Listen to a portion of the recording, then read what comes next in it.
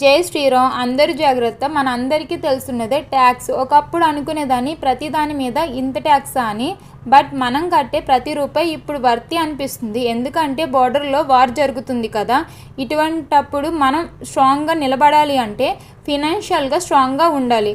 బయట నుంచి మనకి ఎంత సపోర్ట్ వచ్చినా, లైక్ మన కంట్రీకి బెస్ట్ ఫ్రెండ్ అయిన రష్యా నుంచి ఎంత సపోర్ట్ వచ్చినా మనం ఎకనామికల్గా స్ట్రాంగ్గా ఉండాలి. అది ఇంపార్టెంట్. ఇప్పుడు ఉన్న ఈ పరిస్థితుల్లో మన వంతు మనం చేయాల్సింది ట్యాక్స్ నెగ్లెక్ట్ చేయకుండా కట్టడం. ట్యాక్స్ ఎవరైతే కట్టలేదో వాళ్ళు దయచేసి ట్యాక్స్ కట్టేయండి. అది గవర్నమెంట్కి వెళ్ళి ఇటువంటప్పుడు యూజ్ ఉంటుంది. ఇటువంటప్పుడే మనం జెన్యున్గా, అట్లీస్ట్ ఇటువంటప్పుడైనా జెన్యున్గా ఉండడానికి ట్రై చేద్దాం. అండ్ బ్లాక్ మనీని ఎంకరేజ్ చేయొద్దు. గవర్నమెంట్ చెప్పే ఇన్స్ట్రక్షన్ని ఫాలో అవ్వండి. మాక్ డ్రిల్స్ని ప్రాక్టీస్ చేయండి.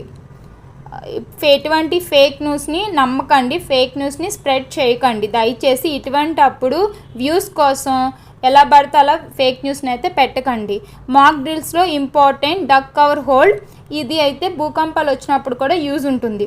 సో దీన్ని ప్రాక్టీస్ చేయండి. ఎంతవరకు కవర్ అయితే అంతవరకు మన హ్యాండ్తో మన హెడ్ని కవర్ చేసుకోవాలి.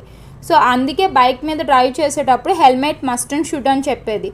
సో ఎప్పుడు మన కోసం, మన ఫ్యామిలీ కోసం ఎప్పుడు దేవుని ప్రార్థిస్తూనే ఉంటాం. కానీ ఇప్పుడు అందరూ చేయాల్సింది బోర్డర్లో ఉండి ఫైట్ చేసి మన సోల్జర్స్ కోసం. సో కంపల్సరీ వాళ్ళు బాగుంటేనే మనం బాగుంటాం. మనం సేఫ్గా తింటాం, సేఫ్గా పడుకుంటాం. సో వాళ్ళ కోసం దేవుడికి కంపల్సరీ దండం పెట్టుకుందాం. జై హింద్.